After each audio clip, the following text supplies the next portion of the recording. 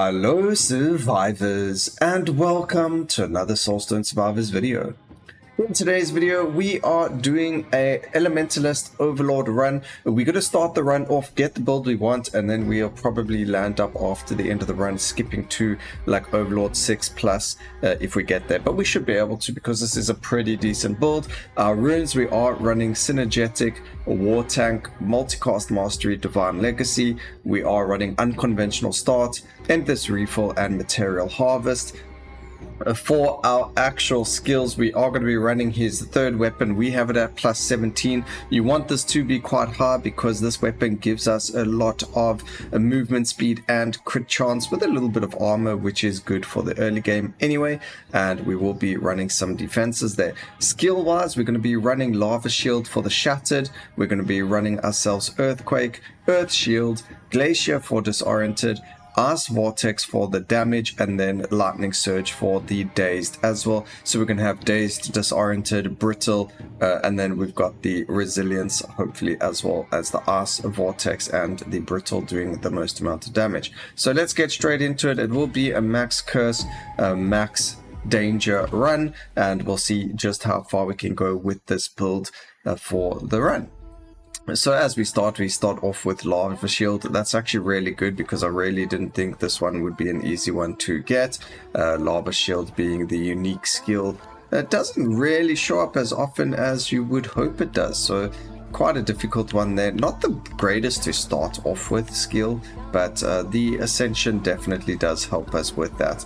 Now the only thing with the Ascension for the Elementalist is because we have all of these elements, it does make it so that it bloats the skill pool quite a bit. However, there are ways around that. We should be okay, hopefully, as he says. But we'll see where it goes. So you can see already we started off on 130% crit chance. We're going to go and grab that. We don't need the Ice Vortex, the Avalanche or the Frozen Warhammer. There's Glacial, and we're going to grab ourselves a block from the very start already. So we are off to a good start over there. Most of the skills we have chosen are slightly thematic. They all have or generally most of them have lasting in their tagging. So when we do, you can pick up like a lasting upgrade to do damage, or whatever the case may be. That's going to affect quite a few of them. Alright, area of effect is going to be fantastic. We don't need any of those skills. There is Earthquake. That is a fantastic. Some armor. A beautiful cast frequency upgrade there with the Lightning Surge as well, which is going to be great. So Lightning Surge, as you can see, already has a cast. The cooldown is lower than the duration, so we don't need to worry about cast frequency, and also does give us movement speed. So you can see we feel relatively fast for a character like the Elementalist. Alright, over here we're going to grab a little bit of Elementalist Overlord. Elemental Overload, sorry. It's just there to help us. We're probably not going to use it too much anyway. We actually have Disoriented on Severe Cold. But it's less stacks. We'll see how it goes. That could be quite a way to go with it. We're going to use Frozen Warhammer just for now as a placeholder. And we're not actually going to grab Disoriented just yet. Because it will be obviously using up a lot of the skill tree points. So we'll use it a little bit later. I don't think there's a point in taking it right now. And we're just looking for another skill, Earth Shield and Ice Vortex. There's the Ice Vortex. Now that we have all the, we've got all the skills, but we don't have all the skills we want. Earth Shield's only really important when it comes down to a little bit later, when we'll start taking all the damage and stuff. So for now we're okay to not have it, but we will need it eventually, and that's going to be okay. I don't know why I did go and take that cast frequency over there. That was a bit silly of me, but grab the crit damage and then slows. Magnetics beautiful over there as well. Area of effect for both of these are going to be very good, so we are going to lock it and grab that with the block and keep going from there. So Ice to Fire could be very good for us. All the multicast on skills that aren't Ice, so we will have quite a few, or we could get the damage upgrade. I actually want all of these. They are really nice, so we'll lock that. and we'll go from there. Oh, we've already got... Oh my goodness. Okay. The game just wants us to have a lot of skill chain, and most of those are from ice to everything else that we have, so that's going to help us. The ice to electric is one that we really don't necessarily need, because we don't necessarily need this to cast more times. Obviously, it's already there, and it's got a duration, so it's not really going to help us recasting it, considering its cooldown is already at the maximum amount that it needs to be. So that one's a bit of waste. If we see ice to electric, we'll actually banish it. We are going to banish that. We're going to see it quite often when we don't need to, and we're just looking for a little bit more. We don't need the damage over there, we don't need the duration there, so one more skill, just looking for it. Whether or not we can get it is going to be you know, up to the game, but hopefully we can, because we will eventually need it.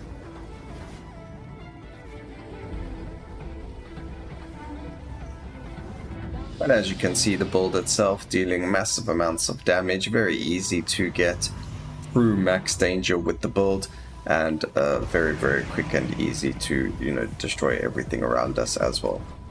Oops, took a little bit of damage over there, but that's alright. We will look at potency for the skill, the lightning surge, just so that we do have that chance to move away a lot faster, because that does make a big difference in this world, especially when you're playing on max danger level. Nothing over there for us. Grabbing the slow, there's an extra dodge, which is fantastic. Area of effect for our slow skills is great. Area of effect on that's also good. The multicast comes in very strong there, with the multicast and the damage on the brittle over there. We're gonna grab ourselves some more more crit, although getting the big one like that really doesn't make a difference. I mean, the small one, so common crit is probably a bad one to pick up, because it just isn't worth the passive. Next time we'll more than likely re-roll it so that we get something a little bit better. Alright, now the area of effect on Lava Shield, I don't believe it increases the actual size of the shield, but it does mean that when we hit something with it, everything around it will also get hit. So it increases the damage area of effect, not the actual skills area of effect, which is perfectly fine with us.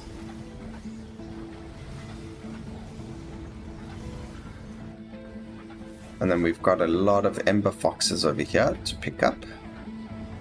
There we go, we've got a lot of little Ember Foxes running around now, dealing some damage for us. I don't know where they've gone, because we can't see anything anyway. Alright, so ice. Again, we're not going to be going from ice to electric, so we will banish that. Ice to earth is perfectly good, and then this relentless is also very good for us. So that was a very good one. Nothing over there. Damage, no, we don't know. We're going to re-roll that. There's our earth shield. Finally, we did manage to get it, so that's fantastic. And we are on the third set of bosses now, and we should be in a very good spot. So earth shield and lava shield work the same way. What we're going to do is end up using a little bit of area of effect on them, so that way we do actually hit more enemies, especially with the earth shield, and that also means that we will be able to heal a little bit better than we normally would otherwise. So that's going to work very well. We're going to grab the Sub-Zero over there. We don't need the skills anymore, so we can just skip that. And we picked up the ice damage as well to help us with a little bit of damage for ice, vortex, and everything else. So 2 ice skills, that's perfectly fine. That would have been a 40% increase in damage for everything else, or 32% crit, I believe it would have been. We can double check. It was only a 12% crit. 12%. Thought it would be more. Okay, we're gonna go and destroy the tower. It's only really a pain in the very first map. The towers, once you get into the Overlord arena, it's a lot easier to kill them. You don't have to run around as much, which is actually really good. And having these skills does make things a lot easier. We do have the armor reduction, we do have the dazed, we've got the disoriented, and I know last time we did the Overlord run on max curse, max danger with the Elementalist, we did use very similar skills. We did land up using the Frozen Warhammer and Blizzard as well. And the thing is, yes, you can slow stack as much as you like, but the problem is that you don't have the defenses where all the offenses as much as you could have, where in this case, because we've got the shattered, because we've got the dazed and the disoriented, it's actually a lot stronger and a lot better for the character. So in terms of damage, this is the the most insane Elementalist build. However, as you can see there, we did take a little bit of a knock, and that's a bit of a problem. So we're going to work on our block power over there and armor and get ourselves some of that. Crit chance for earth, I think we need the damage there as well. Oh no, okay, we'll go multicast rather there. Touch of ice, we're going to grab the, oh man, we really need the armor, unfortunately. Grab the HP as well. There's nothing we can do about that, unfortunately. We're in a spot where we've already lost a life, and because of that we are going to have to work on our HP and armor and block and things like that, otherwise we won't get very far here. So let's do that and start working on defenses now before it's too late. Also, the multicast on the shields makes a massive difference, and you do notice that especially if you have the visuals on. So the more multicast you have with them and the higher or lower the cooldown, the better it's going to be for them as well. So the skill chain from ice and earth to fire and whatever to earth is going to be very, very much wanted.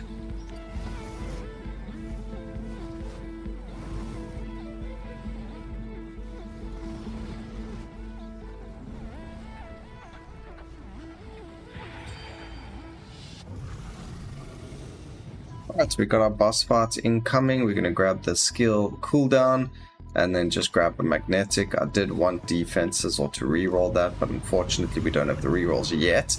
We are playing with endless rerolls, so we will have the opportunity to reroll when we go to the next stage, and it's going to give us locks as well, so we'll be in a much better spot there.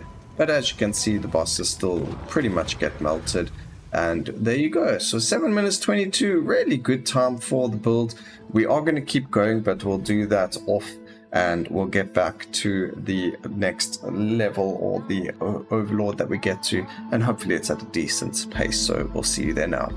We have made it all the way to Overlord 6. Well, we're going to go into Overlord Cycle 6 now. We're on max curse, max danger level. There we go. That's all the passives we've taken. You can take a look at them over there. Skill breakdown. We've got Earthquake dealing the most amount of damage with Lava Shield coming in second, and then Ice Vortex. Ice Vortex. Funny one. Anyway, the point is this is actually doing a whack ton of damage. I have no idea why. I mean, I guess it has quite a lot of damage over there. And then the burn is also dealing quite a lot of damage because we have 120% incinerate, which is quite funny. We did get rid of all the burn damage, however this does burn as well with a decent amount of burn, so the incinerate is probably pulling off quite a decent amount of damage over there for it, and that's why it's on such a high amount. But let's just keep going. We are not struggling at all. The damage is there. That's a really strong build, much stronger than the other Overlord one. I haven't really felt like I'm in danger at all for this. So, you know, there is that. We're going to grab all three of these because all of them are going to be very helpful over there. We could have probably just re-rolled and then taken the skill chain ones, getting the fire. As you can see, look at that lava shield. It is disgusting. And when it parks with the skill chain and also with the multicast chancing or multicast chaining, it just does massive amounts of damage to everything, which is fantastic. The only problem is because of earthquake, we can't really see anything. So I would advise, you know, going down to like a 0.2 or even to 0, and now gets rid of the blue circles completely. There are some skills still left in the game where the blue circles don't completely disappear. I'm sure the developers are working on that as hard as they can. I know the new update is going to be up and around the corner. Very exciting stuff for everyone to see. And we do have the AMA coming very soon. I'm not a developer, guys, so I'm just talking about stuff that I've seen or read about, or just my knowledge of everything.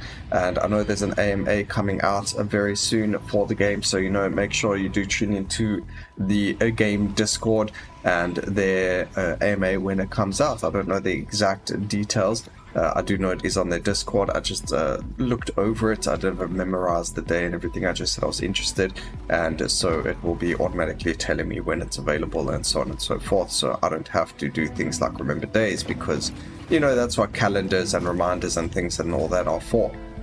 But that's a whole different thing. Let me know where you guys are from. We haven't really spoken much about ourselves on my YouTube channel, so it would be really interesting to know where everyone is from, what it is. We'll start off with country, so for this video, comment down below where you guys are from, and yeah, that will be cool to see where everyone is from around the world. For the build, we are going into a lot of defenses now. That's going to, oh gosh, I don't know why I took that, but we're going in for a lot of defenses. That's going to be keeping us a little bit safer. We did lose our one life in the very beginning, like you all know, you all saw if you were watching it, and we don't want that to happen again. So we've been looking at getting all those defenses for ourselves. We are going to grab all of these because they look juicy, and we're gonna see where we can go from there. I only turned down the visuals so that I could see what I am dodging. Without them on, I think we would be having a much harder time, but you can already see that with it we're quite capable of dodging the attacks, and if we don't dodge attack, there's a high chance that we'll land up blocking it. So I think we're going to land up doing a 7th cycle as well on this one. If we can manage to do like an Overlord cycle 7, I'm going to be like, oh, that was beautiful. We do also have material harvest, so we're actually getting a decent amount of materials from this run as well. And if you love the Elementalist, then that's going to be very helpful as well. And it's using a no skill mastery whatsoever. It's all skills that you can get on the Elementalist, which makes it even better. That was the whole challenge of this, of the Overlord series that we did on every single character. We weren't allowed to use the skill mastery skills, or runes, sorry. And this is one of those where it actually feels really, really good. It feels really, really strong. I don't think it can get us to like Overlord 10, but it definitely feels beautiful and lovely to play with. So just that over there. I mean, look at all those beautiful resources that we've received. Obviously, if we didn't run something like unconventional start and we ran the efficient extraction, we would have even more materials. But for the build and for my own sake, I really like to start the build off with skills that I will be using, and that's why we run unconventional start. It's been a very good staple rune throughout the game. You unlock it in the Sentinels skill tree if you don't have it, and it's just really, really a really good rune, and it also gives you 5 free rerolls for the beginning of the run, so it does help there. Alright, so even on Overlord 7, we are still dealing a huge amount of damage. You can see we are healing up. We did take damage there, so it definitely means about Overlord 8, 9, we will land up dying quite a lot. We're still grabbing the defenses. I'm going for block more because we do have warp tank, and it's easier to scale our block. I mean, we were on maybe 60% a little bit earlier. We're now on 74.2, and it does make a little bit of that 14% is a massive difference in survivability, especially if you guys have played PoE. If you are playing PoE, let me know down in the comment section as well. If you don't want to tell me where you are, then you can tell me whether or not you're playing PoE, and we can obviously chat there as well. Maybe you guys can finally add me on Steam, and we can get to playing some PoE together. If you're from Europe or South Africa, that would be really cool. Otherwise, yeah, unfortunately I can't play on the American servers. The ping difference is just too much. Although South Africa, where I'm from, does have a local server for PoE, I can always change to Europe. I'm used to playing with the higher ping, so it doesn't really affect me too much. If you guys want to jam some PoE, maybe do a little bit of mapping or some silly things like blighted maps or whatever the case may be. Otherwise, Soulstone survivors and other games all alone. Because I don't have friends. You guys are my friends. My friends, family, my YouTube family.